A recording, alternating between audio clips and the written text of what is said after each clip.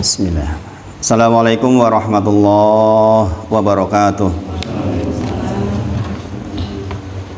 Alhamdulillahirabbil alamin.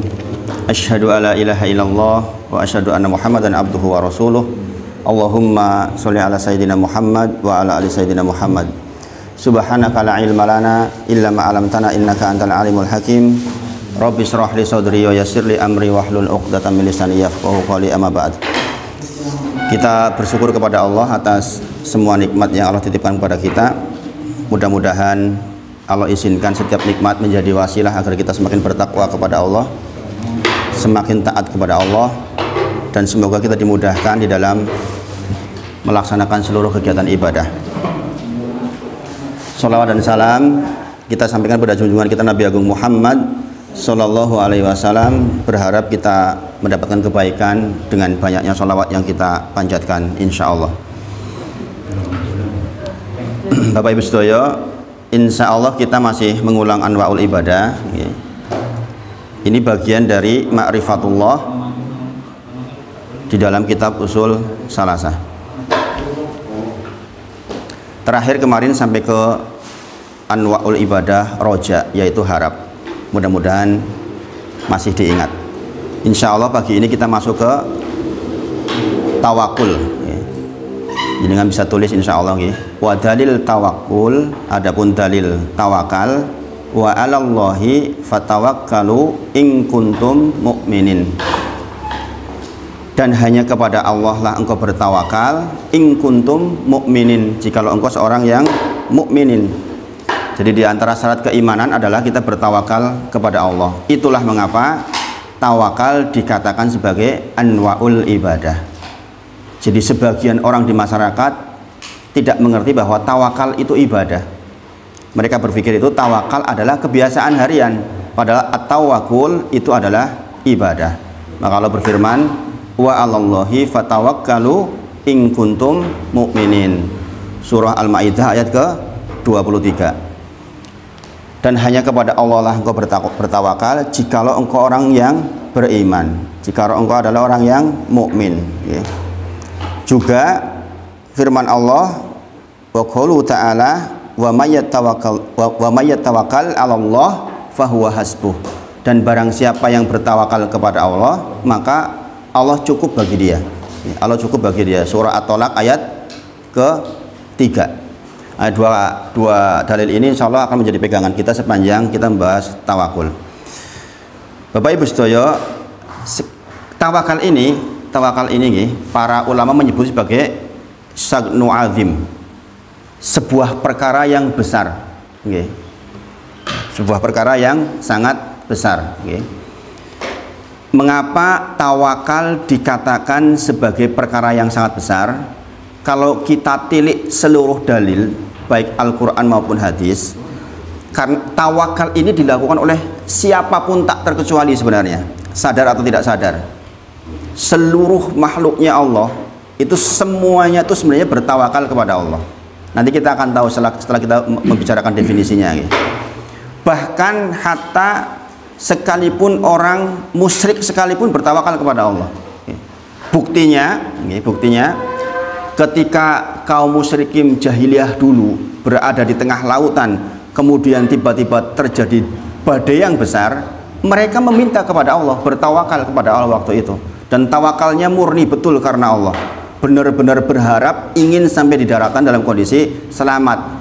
Itu dilakukan oleh orang-orang yang musyrikin, menunjukkan bahwa tawakal ini adalah persoalan agung yang dilakukan oleh seluruh makhluknya Allah Subhanahu wa taala tanpa kecuali. Jadi poin pertama, tawakal adalah sagnu azim, adalah sebuah perkara yang sangat besar. Alasannya dilakukan oleh semua makhluknya Allah tanpa kecuali. Kita dulu sudah pernah singgung tentang keadaan orang musyrikin di tengah laut, ketika mereka benar-benar memurnikan doanya, memurnikan tawakalnya, berserahnya hanya kepada Allah saja waktu itu. Kemudian apa sih arti tawakal? Nah, ini penting dipahami. Apa arti tawakal? Huwa, dia adalah al-i'timadu 'ala Allah. Iktimad itu berarti dia menyandarkan, menyandarkan urusan ala Allah, hanya kepada Allah saja. Jadi kalau diartikan huwa al-i'timadu ala Allah, dia adalah, tawakal itu adalah menyandarkan sepenuhnya hanya kepada Allah saja. Maka rentetan dari definisi ini juga harus ada unsur yang kedua, nggih menika, di samping al-i'timadu ala Allah, menyandarkan diri kepada Allah total, juga wa dan thiqatu bihi, ya kan? Thiqah itu berarti apa? Membenarkan, yakin kepada Allah gitu. Jadi orang bersandar, kan bisa jadi dia bersandar tapi nggak yakin, gini lagi. Orang punya bos, kita tahu bosnya janiki apa namanya, juga manusia biasa yang sebenarnya bisa juga rugi gitu. Maka dia bersandar kepada bos, tapi sandarannya itu nggak sepenuhnya menyandar betul. Itu bukan tawakal namanya. Maka siqatu bihi, atau yakin betul dengan yang disandari, itu adalah bagian dari tawakal. Yang ketiga, harus ada tahwidu ilaihi, yaitu mencurahkan semua yang menjadi keluhannya hanya kepada yang disandari, Allah Subhanahu wa taala.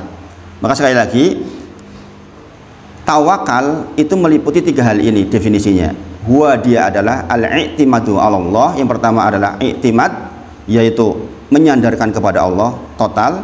Kemudian siqah, siqatu bihi, dia membenarkan, meyakini bahwa yang disandari itu mampu, yang disandari itu benar.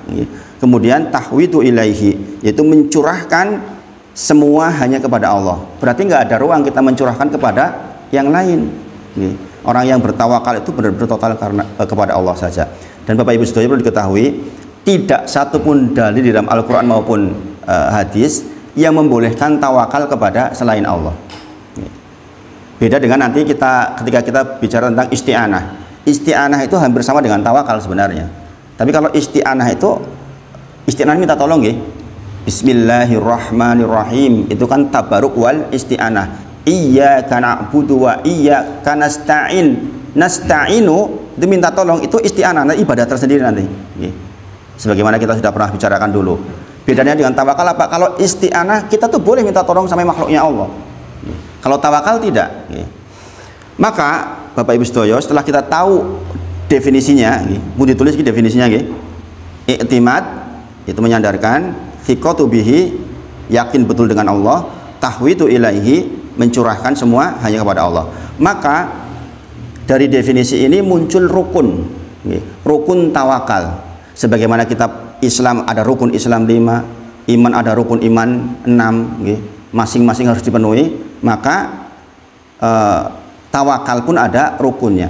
Rukun tawakal yang pertama adalah i'timadu qalbi, yaitu dimana hati kita itu bergantung hanya kepada yang digantungi itu. Jadi rukun pertama itu sebagaimana artinya, i'timad ala Allah, maka i'timadu qalbi, hati kita itu i'timad betul-betul. Nah, ada sebuah perumpamaan atau kias yang sangat baik dari Ibnul Qayyim rahimahullah ta'ala, ketika beliau menerangkan maksud dari i'timad, maksud dari hati bergantung itu seperti apa. Itu beliau menggambarkan seperti seorang anak kecil dengan ibunya. Ya, jenengan bayangkan ketika jenengan jadi anak kecil punya ibu, atau sekarang lah, sekarang sudah dewasa masih punya ibu, bagaimana perasaan kita terhadap ibu kita. Saya Bapak Ibu sedaya, sampai pun ibu sudah sedo, kadang-kadang saya itu masih kalau punya sedikit masalah masih ngangkat telepon, mau telepon beliau, rasanya pernah gak merasakan seperti itu? Mungkin zaman jenengan belum banyak HP waktu itu. Zaman ibu saya sedo, itu saya masih, karena saya termasuk yang dekat banget dengan ibu dulu tuh, sampai 9 anak keluarga tuh mengatakan, "Kailo, anak mama," itu ke saya itu. Karena saya meskipun udah punya istri waktu itu, kalau pulang tidurnya sama ibu dulu tuh. Saking dekatnya sama ibu dari kecil. Maka saya ketika dikatakan, Ibnu Qayyim mengatakan seorang tawakul itu, bertawakal itu seperti seorang anak kecil kepada ibunya, saya bisa ngerasain betul itu maksudnya apa itu. Namanya orang sama ibunya kan tentremnya luar biasa. Coba anak kecil terpisah dari ibunya, itu rasanya kayak mana itu? Ya kan? Ibunya sudah nggak nyaman, anaknya karu-karuan nih. Ketika kemudian dia ketemu dengan ibunya, apa rasanya kira-kira waktu itu? Coba dengan bayangkan itu. Jadi Ibnu Qayyim rahimahullah ta'ala menyampaikan, tawakul, bergantungnya hati kepada Allah itu seperti seorang anak kecil bergantung kepada ibunya.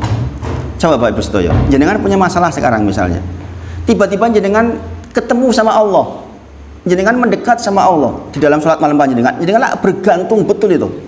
Gini Bang, gitu. Anak kecil setelah terpisah dari ibunya, tiba-tiba ketemu ibunya, rasanya kayak mana itu? Pernah nggak jenengan merasakan keadaan di mana ya Allah, alhamdulillah saya balik kepada Engkau? Keadaan di mana hati kita benar-benar tentrem karena merasa punya pelindung, merasa ada yang disandari, merasa ada tempat kita bergantung. Tawakal itu seperti itu. Tawakal itu seperti itu. Tentu saja lebih besar perasaan seorang anak kepada ibunya sudah seperti itu, tentu saja tawakal itu lebih besar dari itu. Tapi kira-kira seperti itu rasanya. Jadi kita bergantung betul, kita yakin betul kan kepada ibu kita, bahwa setelah ketemu ibu itu berarti saya aman dari penculik anak kecil. Saya akan dikasih uang jajan, ya kan? Saya akan dilindungi, kan begitu. Nah, keadaan seperti itulah keadaan di mana kita bertawakal kepada Allah. Nah, itu istilahnya adalah i'timadu qalbi, hati bergantung, hati bersandar. Dan itu rukun tawakal. Tidak dikatakan tawakal seseorang ketika hatinya nggak bergantung total kepada Allah, berarti belum tawakal. Kemudian yang kedua, rukun yang kedua tawakal adalah melakukan sebab. Tidak dikatakan seseorang bertawakal kepada Allah ketika tidak melakukan sebabnya. Nah, bedanya apa antara orang yang bertawakal dengan yang tidak bertawakal ketika sama-sama melakukan sebab? Pengen rizki dagang, kan melakukan sebab. Pengen mari berobat, melakukan sebab. Bedanya apa antara orang yang bertawakal dengan tidak bertawakal? Bedanya di bagian ini. Orang yang bertawakal ala Allah, maka ketika dia melakukan sebab, segera setelah melakukan sebab, hati terputus dari sebab. Itu bedanya. Paham maksudnya enggak? Jenengan dagang, sudah selesai dagang, ya sudah, jenengan tidak menggantungkan kepada hasil dagang jenengan untuk rezeki jenengan, itu nggak ada hubungannya sebenarnya gitu. Begitu kita selesai melakukan tugas kita berdagang, kita sakit datang ke dokter, sudah kita melakukan sebab karena kita datang ke dokter, kita minum obat, tetapi hati itu bergantung kepada Allah total, diputus terhadap sebab. Jangan sampai kita bergantung kepada sebab. Ketika kita bergantung kepada sebab, berarti kita tidak melakukan rukun pertama, al-i'timad ala Allah. Sangat dipahami buatan? Sangat dipahami ya? Jadi sekali lagi, perbedaan antara orang yang tawakul dengan tidak tawakul adalah segera setelah melakukan sebab, dia putus hatinya dari sebab, tidak bergantung kepada sebab. Ini kekeliruan kebanyakan manusia. Ya ora mungkin entuk sakmene aku dagang ora koyo ngene iki. Nek aku ora pinter, nek aku ora sekolah S2 S3 ora mungkin entuk koyo ngene iki. Nah, itu bergantung dengan sebab. Nek saya dagangan enggak dimulai sekian waktunya duhur malahan sholat, waktunya asar malah mbok meno ora payu. Itu bergantung dengan sebab. Nah, ini kan perlu dipahami betul nggih? Gini apa nggih? Jadi rukun tawakal al-i'timad, dia bergantung kepada Allah dan kemudian dia melakukan sebab, tetapi segera setelah selesai melakukan sebab, kita putus dari sebab. Karena sekali lagi, kebanyakan manusia, apalagi orang-orang logis zaman sekarang, semuanya dihitung-hitung. Dengan hitung-hitungannya harusnya dapat sekian. Dengan belajar begini saya dapat begini. Kenyataannya kan nggak selalu begitu. Gini apa nggih? Pernah nggak jenengan merasakan keajaiban? Loh, aku ketok dino iki mung buka 3 jam entuk oke banget. Pernah nggak merasakan seperti itu? Pernah kan? Artinya betul kita melakukan sebab, tapi jangan pernah bergantung kepada sebab. Dan itulah yang namanya tawakal. Dan tawakal itu adalah anwa'ul ibadah, yang kalau ibadah berarti nilainya besar di sisi Allah dan hanya diserahkan hanya kepada Allah saja. Jadi kalau terdefinisikan sebagai ibadah, maka harus hanya kepada Allah saja. Dan tawakal adalah ibadah. Jadi kembali artinya tadi apa? Huwa, dia adalah al-i'timadu 'ala Allah, bergantung kepada Allah, wasiqatu bihi, yakin dengan yang disandari, tahwidu ilaihi, mencurahkan semua kepada Allah. Maka kemudian timbul rukun yang pertama adalah al-i'timadu qalbi, hati yang bergantung betul, dicontohkan sebagaimana Ibnu Qayyim seperti seorang anak kecil kepada ibunya. Kemudian yang kedua adalah melakukan sebab. Tuh. Jadi kalau ada orang katanya bertawakal nggak melakukan sebab, ini kok keliru, namanya bukan tawakal, itu namanya gendeng. Wong pengen duitnya oke kok meneng wae, itu ya ngawur namanya. Saya dipahami sampai di sini nggih. Seseorang pengen dapat rezeki ngelamar pekerjaan itu melakukan sebab, tapi jangan pernah berpikir bahwa yang memberikan rezeki itu sebabnya itu. Nah, itu yang keliru. Kemudian penulis mendatangkan dalil wa 'alallahu wa tawakkalu in kuntum mu'minin, berarti tawakal itu menjadi syarat keimanan seseorang. Bayangkan Bapak Ibu Saudara, kalau kita nggak belajar, tawakal itu diantara syarat keimanan seseorang. Kita mengaku sebagai orang beriman nih kita itu, ya kan? Padahal diantara syarat keimanan seseorang adalah at-tawakkul. Dia harus bertawakal kepada Allah. Masya Allah, ya. Nggak kebayang toh nek wong rasinau niku pripun coba hidupnya, nggak kebayang kan? Banyak orang yang bergantung dengan sebab itu banyak, terlebih saya orang teknik.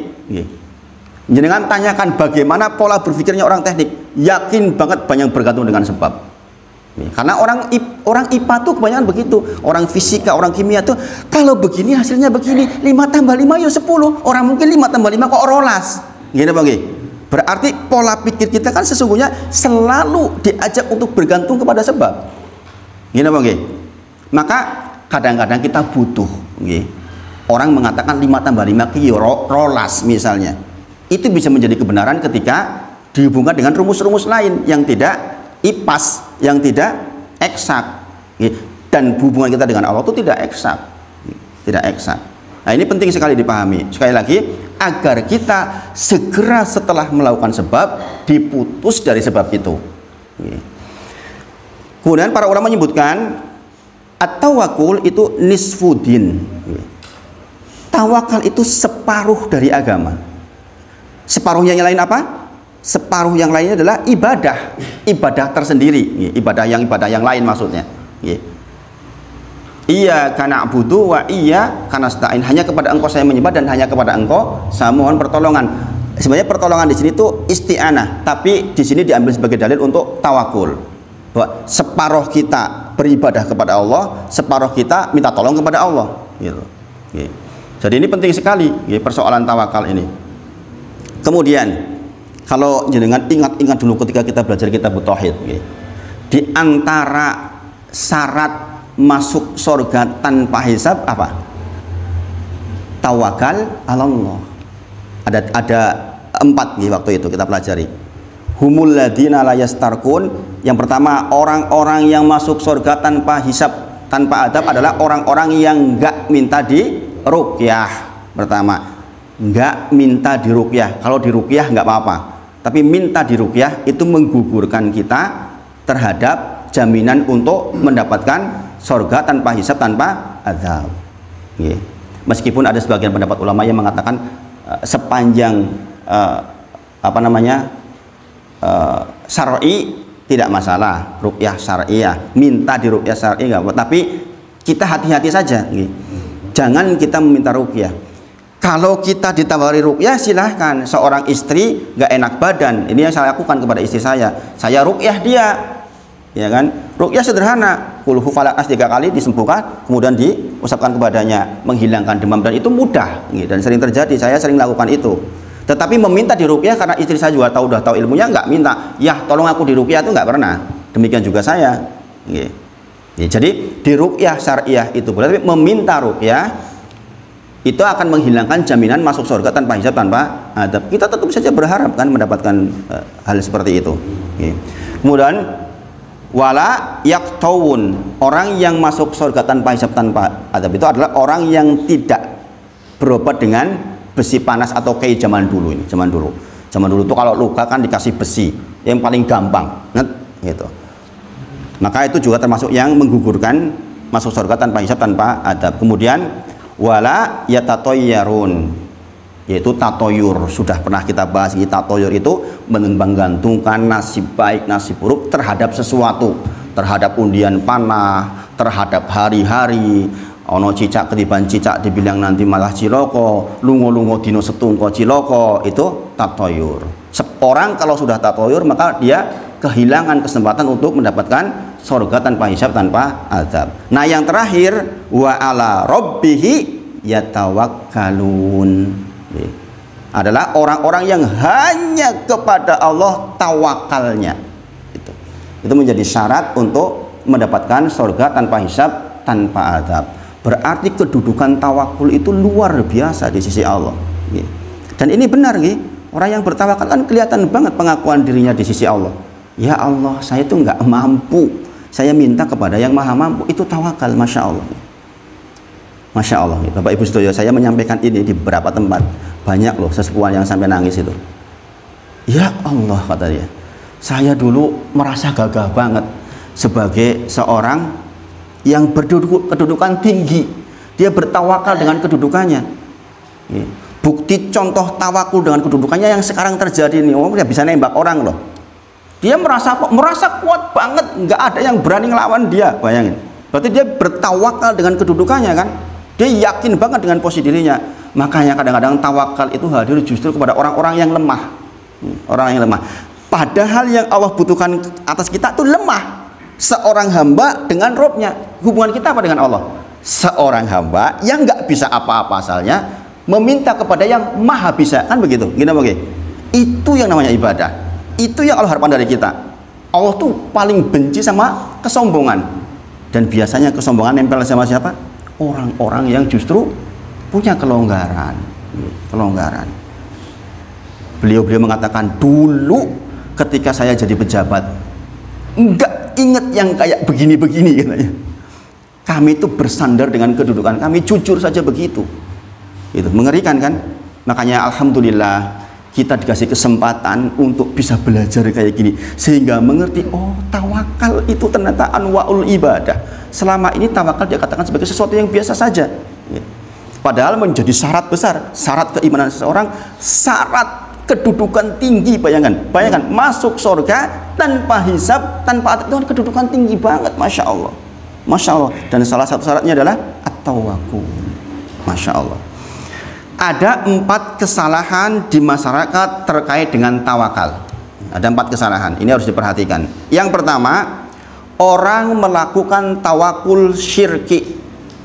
Dia bertawakal tetapi dia sedang syirik kepada Allah, yaitu ketika dia bertawakal kepada makhluknya Allah atau kepada seseorang yang jelas kita tahu tidak mampu.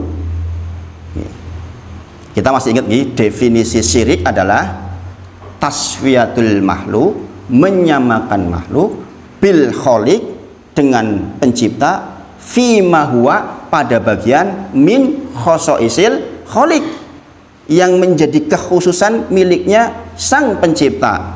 Contoh, maha melihat, maha mendengar, mengetahui hal gaib, ya kan, menurunkan hujan, menghentikan hujan, mendatangkan banjir, menghentikan banjir, gunung meletus, gunung diam, itu total kemampuannya hanya di Allah saja.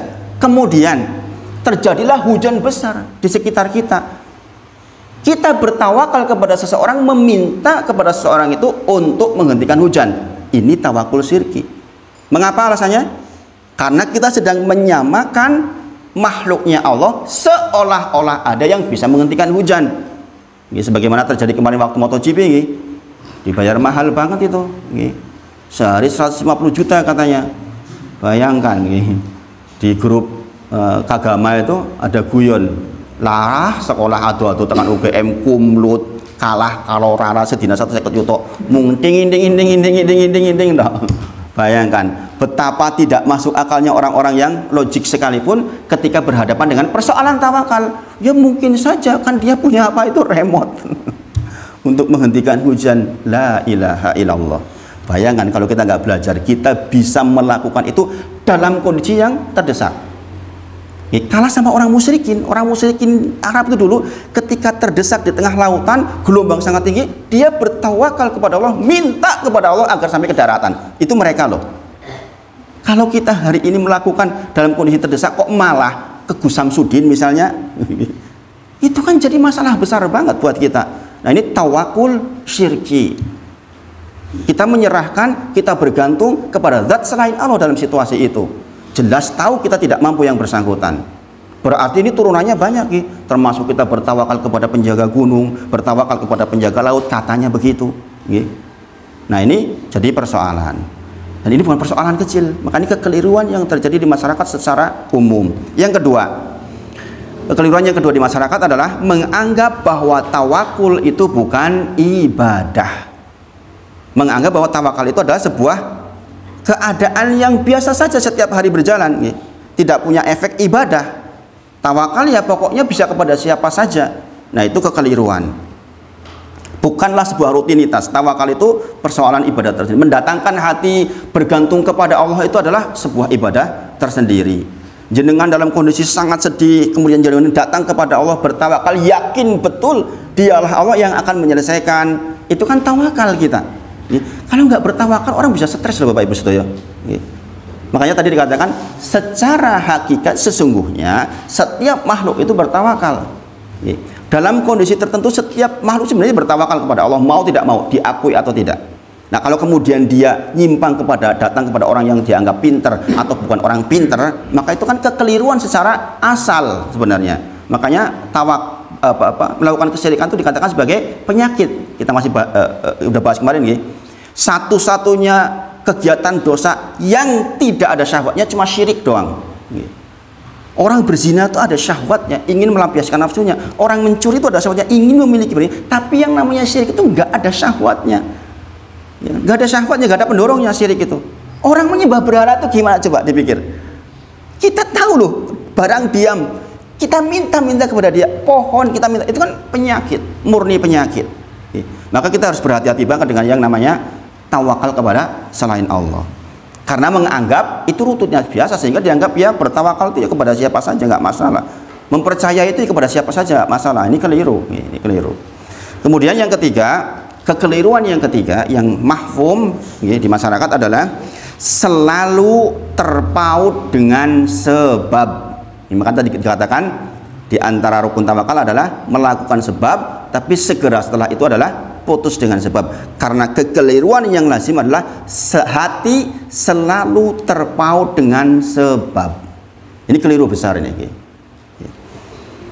Seseorang ke dokter karena dia sakit, kemudian diberi obat, kemudian dia minum obat, kemudian hatinya hadir, lah saya kalau nggak minum obat ya nggak sembuh-sembuh. Adalah betul kita melakukan sebab dengan datang ke dokter, minum obat, tapi hati jangan pernah bergantung kepada obat dan dokter. Putus segera setelah kita minum obat, bahwa saya itu meyakini yang menyembuhkan saya itu Allah. Ada nggak kejadian di mana orang tanpa obat sembuh? Ada. Melakukan sebab iya, dilakukan tentu saja, tetapi jangan pernah bergantung kepada sebabnya, jangan bergantung kepada obatnya, jangan bergantung kepada dokter. Maka mengatakan kalau bukan karena dokter saya mungkin sudah mati, itu syirik kecil. Itu syirik kecil. Berarti kita bertawakal kepada makhluk selain Allah. Nek ora karena bos kae uripku paling yo terlunta-lunta, seolah-olah yang memberikan rezeki adalah bos kita. Kita melaksanakan tugas sesuai aturan bos, iya, melakukan sebab, tapi jangan pernah bergantung kepada sebab itu untuk kelangsungan hidup kita. Nah, ini tawakal. Kemudian kekeliruan yang keempat adalah meninggalkan sebab secara total. Sebaliknya, pengen duit oke, meneng wae nang omah ya gendeng, gitu aja gitu kan. Nah, itu. Jadi menghayal diam saja, tahu-tahu di rekening ada uang 2 miliar, itu yo ngawur. Makanya tidaklah dikatakan tawakal seseorang ketika dia meninggalkan sebab secara total. Tapi sekali lagi, walaupun kita melakukan sebab, jangan pernah bergantung kepada sebab. Maka kemudian penulis mengatakan, wa may yatawakkal 'alallah fahuwa hasbuh.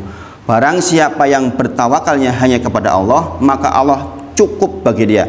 Allah akan mencukupkannya. Ingat loh kata-katanya apa? Fahuwa hasbuh. Allah tuh akan mencukupkan dia. Ini terkait dengan apa? Terkait dengan thiqatu bihi. Kita yakin betul bahwa dia Allah Subhanahu wa taala akan menyelesaikan soal kita, memberikan solusi kepada kita. Dan ini kalau jenengan mau tarik ke belakang kehidupan jenengan, teramat sangat banyak hal demikian terjadi. Sebagaimana ketika saya mengalami Fatimah itu, coba. Saya melakukan ibadah yang namanya istighosah. Nanti kita akan baca juga istighosah. Dengan total tawakal hanya kepada Allah. Sebagaimana Rasulullah ketika istighosah ketika perang Badar sampai begini-begini. Ya kan, sampai Abu Bakar mengatakan sudah ya Rasulullah. Enggak, ridanya sampai turun. Begini terus. Saking butuhnya dengan istighosah, dia bertawakal kepada Allah total atas soal-soal yang dia hadapi, dan dia yakin betul akan diselesaikan, dan terjadi betul orang yang sedikit mengalahkan orang yang banyak, sampai Ahlu Badar dikatakan apa? Sudah sak bariki kuar ngopo wae wis diampuni. Allah sampai berfirman seperti itu, bayangkan. Saking orang-orang Ahlu Badar itu istimewa di sisi Allah. Maka sekali lagi, wa may yatawakkal 'ala Allah fahuwa hasbuh. Ingat-ingat bagian ini. Ingat-ingat bagian ini, surah At-Tolak ayat ketiga.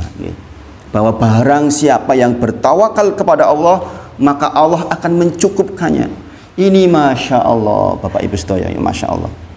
Saya itu hidup diuji dengan macam-macam, tapi selalu kembali kepada Allah Subhanahu wa taala. Kadang-kadang justru kesempitan yang membuat kita tuh bisa bertawakal total kepada Allah. Kadang-kadang kesempitan justru. Maka saya ingatkan lagi tentang orang-orang yang diberi kelonggaran, kemudian terus-terusan di dalam kelonggaran, baik kesehatan, keuangan, anak-anak pinter, bisa timbul 4 penyakit. Diantaranya adalah kezaliman. Dia bisa berbuat zalim, dan itu terjadi sekarang. Bukti nyata bahwa orang-orang yang diberi kelonggaran itu, subhanallah, kalau saya perhatikan perjalanan kasusnya itu, subhanallah, sebegitunya orang berkuasa, sehingga mencoba bisa mengatur dunia gitu, padahal ya nggak ada apa-apanya. Kalau jenengan lihat sejarah Bapak Ibu sedaya, kapan sih orang menang? Ketika dia bertawakal kepada Allah total. Kapan Nabi Musa menang dari Fir'aun? Ketika Musa sudahlah ngalah sama jamaahnya, pergi itu meninggalkan Fir'aun, ya enggak? Ketika meninggalkan Fir'aun, wislah ditinggal gitu. Dia berserah hanya kepada Allah saja kan. Wis orang lawan tuh waktu itu, yang gini apa buat? Dia menang ketika kapan? Ketika dikejar-kejar kan. Allah berikan solusi dengan masuknya Fir'aun ke lautan. Bayangkan, orang yang pongah sedemikian rupa melawan yang lemah dalam hal ini, malah menangnya ketika sudahlah menyerah. Nabi Nuh, kapan? Ketika ditinggal pergi kan, menangnya. Nabi Lut coba disuruh pergi toh dari kaumnya, kemudian Allah hukum kepada umatnya. Jadi menang itu justru ketika kita tawakal kepada Allah. Ketika kita masih peteng-tengan, masih merasa diri kita mampu, itu nggak akan menang-menang itu. Sebagian kita kan kadang-kadang mengandalkan kehebatan kita, kepintaran kita, kecanggihan kita, sehingga kita kurang tawakalnya kepada Allah Subhanahu wa taala. Jadi itu tentang tawakal, mudah-mudahan bisa dipahami, mudah-mudahan bisa dipahami. Sampai di sini ada pertanyaan buatan? Nggih. Sirik. Kalau belum tobat, Mas, apa itu kekal di neraka enggak? Satu-satunya dosa yang membuat kekal di neraka jahanam, syirik belum tobat. Syirik belum, kalau udah tobat enggak. Jadi kalau jenengan melakukan kesyirikan sampai meninggal belum bertobat, atau dengan menyembelih kepada selain Allah kemudian meninggal pada saat itu belum bertobat, yaitu yang namanya dosa, mati membawa syirik yang akan kekal di neraka jahanam. Tapi kalau sudah tobat, selesai. Kalau syirik kecil juga? Syirik kecil itu ada dua pendapat. Syirik kecil itu ada yang mengatakan bisa diampuni dan bisa tidak. Walaupun syirik kecil, tergantung kepada kehendak Allah. Sebagian ulama berpendapat syirik kecil pun tidak diampuni, tapi syirik kecil itu nggak mengakibatkan orang kekal di neraka jahanam. Maksudnya maksud tidak diampuni adalah ditimbang. Ini saya sampaikan dosa kalau jenengan tobat itu kan jadi dihapus, nggak ditimbang keburukan, maksudnya paham ya? Berarti nek sirik-sirik orang diampuni, maksudnya ditimbang keburukan. Jadi ngabot-aboti timbangan keburukan maksudnya. Itu namanya dosa tidak diampuni. Nek wis diampuni ya wis ora ditimbang. Paham ya? Makanya kita kan suruh bertobat terus di dunia ini sebelum mati. Pokoknya tobat terus. Rasulullah aja 70 kali sehari minimal. Ya kan, astagfirullah wa atubu ilaih, astagfirullah wa atubu. Mbok ada menjelang meninggal kita ada yang dibawa. Ketika dibawa, lah itu yang ditimbang itu jadi masalah. Nah, syirik kecil itu bisa diampuni, bisa tidak. Kalau tidak maksudnya masuk ke timbangan keburukan. Kalau syirik akbar nggak pakai itu, udah langsung bablas ke neraka jahanam selama-lamanya. Tapi kalau syirik kecil, tatoyur misalnya, oh julung-ulung dino setu, kepercayaan saya nek dino setu jadi ciloko, tatoyur. Kita mati dengan keyakinan itu, maka bisa Allah ampuni, bisa tidak. Kalau tidak diampuni, berarti leboknya yang timbangan yang buruk. Itu maksudnya. Jadi kalau syirik kecil tidak sampai derajat kekal di neraka jahanam. Tapi sak cilik-cilik syirik tetap lebih gede ketimbang dosa besar yang paling besar. Jadi astagfirullah itu semua, Pak? Astagfirullah wa atubu ilaih. Astagfirullah, ya Allah saya mohon ampun kepada Engkau. Wa atubu ilaih, saya bertobat kepadamu. Maksudnya semua dosa, dosa itu besar sampai syirik. Iya, tobatan nasuha. Semua. Iya. Astagfirullah itu udah semua ya. Iya, makanya harus hadir hatinya. Takut betul, nanti kita akan belajar tentang khauf. Harus hadir hatinya. Ada lagi enggak? Gimana? Ruqyah gimana? Tadi juga sampaikan tidak meminta ya. Tidak meminta. Nah, kalau umpamanya kan ada ruqyah masang terus siapa yang berminat terus berarti kalau saya berminat mau ikut itu minta berarti. Enggak itu enggak minta. Jadi kan penawaran berarti kan, penawaran. Sepanjang itu bentuknya penawaran kita ambil itu tidak masalah. Yang tidak boleh adalah kita minta secara verbal. Tolong saya diruqyah sekarang karena saya lagi sakit, saya tolong diruqyah. Itu resikonya tadi itu, Pak. Itu boleh secara syariat, itu boleh, minta itu boleh, tapi ada resiko tidak masuk surga tanpa hisab, tanpa adab itu maksudnya. Kalau bolehnya boleh. Bolehnya boleh. Jadi makanya kaum muslimin itu sebaiknya menawarkan. Kalau melihat temannya kira-kira ada yang bermasalah, kita tawarkan ruqyah. Termasuk ke istri kita, anak kita. Itu sebenarnya ruqyah itu dilarang enggak? Ruqyah boleh, Pak. Itu syariat. Ruqyah itu juga syariat. Tapi resikonya itu ya. Kalau minta, kalau jenengan misalnya saya melihat jenengan kok sakit, Pak saya ruqyah nggih. Seperti doa kita datang orang sakit, itu kan juga ruqyah sebenarnya. Nah, seperti itu nggak apa-apa. Nggak apa-apa. Tidak mengakibatkan orang menjadi terhindar dari surga tanpa hisab, tanpa adab maksudnya. Nek bolehnya boleh asalnya. Walaupun minta boleh, tapi nek kita minta maka kita dihapus dari daftar orang yang masuk surga tanpa hisab, tanpa tetap kudu dihisab maksudnya. Berarti sanksi ya. Ya, sanksi. Karena kenapa? Karena kita dianggap tidak bertawakal kepada Allah pada waktu itu. Ketika kita minta ruqyah berarti kita sedang mengharapkan zat lain selain Allah untuk menyembuhkan kita. Itu maksudnya. Tetapi sekali lagi, nek ditawari itu nggak masalah, nggak ngaruh. Jangan, oh ya saya nggak apa-apa, diruqyah aja gitu. Makanya gimana? Perantara orang lain, saya yang kesurupan, saya nggak minta, ini yang minta, gitu. Iya, kedua yang minta itu. Berarti kalau sampai kesurupan kan dalam kondisi tidak sadar berarti yang bersangkutan. Iya. Ya, kalau tidak sadar tidak dihukumi, berarti tidak dianggap minta. Misalnya kita melihat orang sakit, kita mintakan ke orang lain, ya kita yang minta nggak masalah. Atau jenisnya mungkin sakit apa? Kita yang minta, ya berarti kan kita yang minta bukan yang bersangkutan. Kita yang minta berarti kan penawaran kepada yang bersangkutan. Saya yang minta orang. Nggak apa-apa. Anaknya sudah balik. Iya. Anaknya sudah balik, nggak masalah. Ini anaknya kayaknya perlu diruqyah gitu. Nggak masalah. Berarti bukan yang bersangkutan langsung yang minta. Kalau ruqyah diri sendiri. Nah, itu yang paling baik. Ruqyah paling baik itu ruqyah diri sendiri. Makanya menjelang tidur minimal kita meruqyah dengan suratul 3 surat terakhir itu qul hu falaq nas 3 kali ditiupkan kemudian diucapkan. Dan ini saya lakukan ini hampir setiap hari. Kenapa? Ya saya berpikir di tempat saya itu banyak ular. Ya, kadang-kadang tahu-tahu di atas ada ular. Itu sering banget karena di belakang tuh banyak pohon jati. Pohon pun banyak banget. Makanya saya meruqyah itu ya sering dan itu berkali-kali tahu-tahu di atas ada ular itu sering banget. Ular, padahal ular yang hijau itu nggak kebayangkan kalau malam-malam dicokot. Ya. Nggak ada plafonnya, Pak, rumah mewah. nggak ada ulafonya. Makanya sekali-kali ke sana jadi tahu. Itu kul 3 kali itu kul 3 ya. Itu 3 kali itu pertama kul apa? Kulhu falak nas urut-urutan. Kulhu 3 kali, falak 3 kali, nas 3 kali. Oh, 3 kali dulu. Iya. Itu ayat itu Iya, 3 kali. satu surat 3 kali. Satu surat. Oh, enggak ini selesai 3 terus ulang lagi enggak satu Enggak, kali ya. enggak. Itu jawab Fatihah dulu. Enggak, kalau ruqyah dari itu 3. Iya, kul falak nas. Karena itu yang sejarah Rasulullah dikenai sihir, ya kan? Maka kemudian Rasulullah diturunkan ayat surat ini, dan itu menjadi salah satu surat yang paling ampuh untuk ruqyah. Al-Fatihah pernah ketika ada orang yang kena sengatan kalajengking. Ya kan? Secara umum sebenarnya surat di dalam Al-Quran itu semuanya bisa untuk ruqyah secara umum. Kalau jangan hafal satu Al-Quran bagus. Gitu. Ini kebetulan minggu-minggu ini lagi ada perlombaan. Tumut bukan Pak? Bawa satu tumut. Gitu. Anak-anak sekarang lagi berjuang minta doa. Gitu. Anak-anak saya juga ikut semua. Tuh Aisyah juga mewakili kasihan. Amar juga ikut. Gitu. Hari Sabtu besok maju semua. Aziza juga.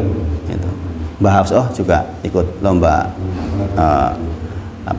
hafalan Quran. Kalau Amar itu ikut yang hafalan sama tilawah 5 juz. Ada lagi nggak? Saya kasih tanya jawab biar lebih masuk, jangan kayak dulu nanti pada hilang HP. Tahu-tahu hilang semua ilmunya. Hari ini kita belajar tawakal, sudah tahu artinya, sudah tahu rukunya, sudah tahu kesalahan yang umum di masyarakat. Oke. Maka itu diingat-ingat dan dipraktekkan insya Allah. Nah, saya kira itu yang disampaikan pagi ini. Kita tutup dengan kafaratul majlis. Subhanakallahumma wa bihamdika asyhadu alla ilaha illa anta astaghfiruka wa atubu ilaik. Wa akhiru da'wana alhamdulillahirabbil alamin. Assalamualaikum warahmatullahi wabarakatuh.